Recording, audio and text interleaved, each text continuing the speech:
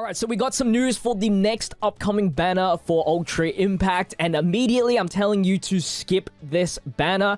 This is a VE Tower UR and SR boost character recruit, which means there's no new characters for this banner specifically. Hold on to your gems until the Nejiri banner disappears. That's when the newest character will arrive. But we're going to look at the new VE Tower banner that's coming out on the 20th of February. I will probably be live streaming then, so link in the description. I'll probably be doing summons, and then if you miss out on that, the summons for that will come out the next following day. Just that's what my schedule is like right now.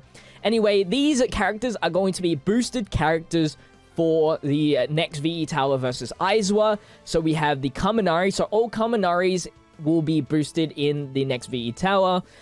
We have the UI Endeavor as well. He's a red character. He will be a boosted character, all endeavors, and then Shigaraki will be the third boosted character. So we have the Dark type as well as the STR type featured in this upcoming banner, and then the SR units for those boosted characters, so the red Kaminari as well as the red Endeavor. We're going to look at the details really quickly, so just to give you an understanding of what each character does, and then my opinions on each character. Honestly, regardless of if the character's good, just skip, because you can pull these characters in any banner, honestly. It's just that their rates are boosted. So Kaminari, I know I put him in A tier in my UR tier list, but that was just because I never used him, and I thought he is a fun character. He is very unique, to say the very least, but because he paralyzes himself and he hurts other units, it's very weird to run him around the team. Now, for those that don't know what Paralyze does, you just cannot perform any actions for the one turn. It's not as drastic as you might think, if you don't care about normal attacks. So if you think about it, because this effect here, means that he can medium chance to paralyze all allies and enemies. If you use him in the third plus ultra, then you just lose normal attacks for the turn, which is not a big deal to say the very least. If he's the fastest character in your team, that might cause an issue.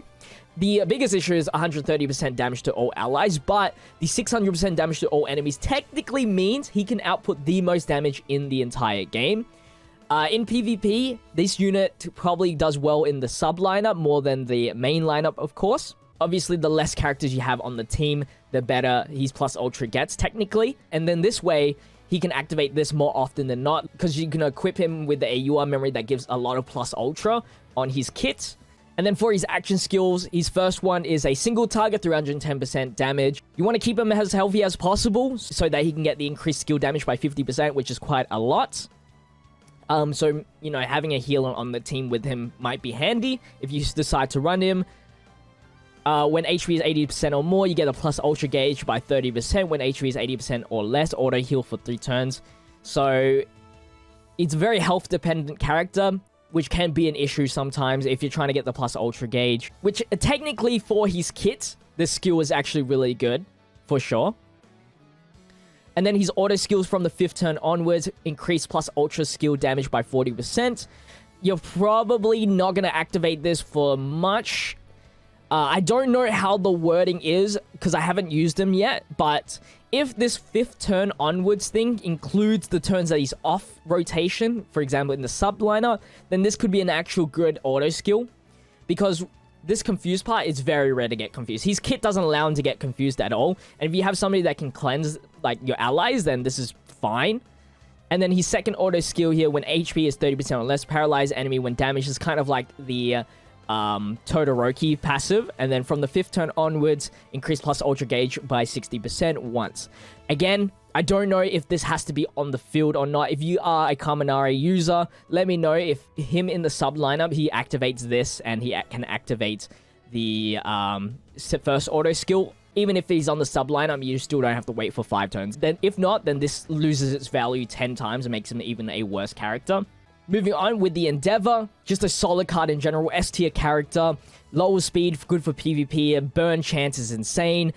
Because of the AoE, you can burn 3 units at the same time. He's got a pretty good single target ability, which allows the burn. And then because you lower the enemy's speed, you can proc this by himself for the extra 40%, making it a very strong move. His plus ultra has a high chance to burn, which is insane, and gains grit, which can be very clutch. And then for his auto skill, he's always going to have, as long as you have both of them unlocked, you're always going to have an increase in attack, which is really nice. He favors more if you are lower on the lower HP side, but in terms of attack, because the reverse damage. But at the start of the battle, he can be really good. Maybe in the medium parts of the battle, he can be very lackluster in damage. And then we have the 2 Shigarakis. Purple Shigaraki, I rate him as an A tier character. If you're versing a pro hero, you're going to activate a lot of his effects, which is very good. Especially in this Aizawa VE tower, decreasing enemies' power is good. The fear is going to be very clutch, and then he does extra damage as well. So, and then of course his auto skill allows him to increase League of Villains power by 30%, which is very, very nice for that team. So if you're running a lot of villains or you have a lot of villains, this is a good pickup. But again, I don't recommend you summoning on this banner. And then we have the Red Shigaraki, which is more of a PvP character. Has a nice plus ultra gain. He does an AoE move. Not as strong as the Kaminari technically, because he only does 200% damage to all enemies compared to the 600% damage to all enemies that the Kaminari does. But regardless, if he drops underneath a certain HP point, his skill damage goes up, and then he gets high field. His plus ultra is really nice because it gains him grit as well, and that's the biggest part of his kit for sure. Anyway, guys, that's going to wrap things up. I don't think there's going to be any UR memories that will be a hot pick, yeah, as you can see. So, again, skip this banner. If you do spend money on this game, it could be nice to just summon for easy shard pickups. But that's the extent of it. Even if they're boosted characters, you can beat VE Tower pretty easily. I probably won't even use the Kaminari in VE Tower. I'll probably use Endeavor, though, VE Tower, and the Purple Shigaraki if I pull him. I probably won't even use the Red Shigaraki in VE Tower if I have the choice. Just depends on how many UIs I pick up through my summons. I would probably go 4 multis deep for me personally. So anyway, that's going to wrap things up here.